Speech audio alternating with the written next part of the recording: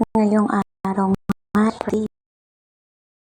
mag-aalas 8 na kaya binuksan ko na yung pintuan. Binuksan ko nga yung pintuan para maliwanag ang bahay, pati binuksan ko na rin ang ilaw.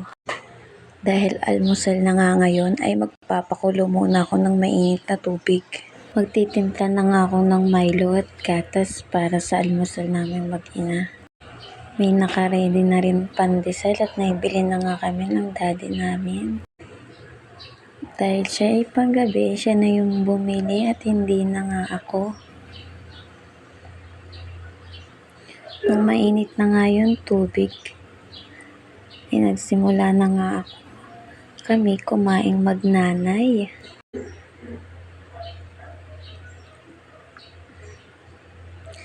Siyempre, pagkatapos naman kumain, diretso na sa CR dahil nagpupuo na siya at diretso ligo na din.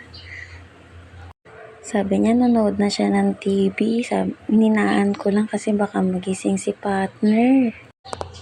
Habang nanonood yan, iniwan ko muna at ako'y may online class at umattend sa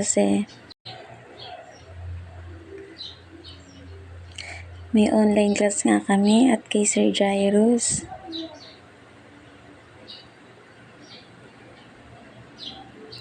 Nagluto na rin ako na para sa tanghalian pagkatapos ng online class. Magluluto ko ng giniling. Diretso na siya sa tanghalian. At nagsasaing na din. Pagkatapos ko magsaing ko sa school, rota na yan ang pumasyal kaming mag-iina sa may plaza. Bilang isang nanay, kailangan mahaba yung oras, mahaba yung pasensya. Hati-hati talaga lagi. Kasi kapag nanay ka na at estudyante at magtatrabaho ka pa, kapag nanay nasa iyo lahat ang obligasyon. Pero ang buhay kailangan masaya lang.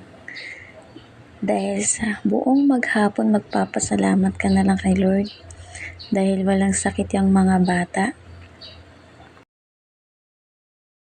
Kakain kami ng 3 beses sa araw at sobra pa. Kapag nanay ka, makikisabay ka sa anak mo at magiging teacher ka. Lahat ng kakulitan nasa kanila. Saya bilang isang nanay. Pero hindi biro bilang isang nanay dahil mahirap pero kakayanin. Kapag estudyante ka, kailangan gawin pa rin ang best mo. Mahirap pero kailangan mag-enjoy. Siyempre, kailangan pa rin rumakit para may pambayad ng tuition, kalibang, pero nakakapag-serve kay Lord.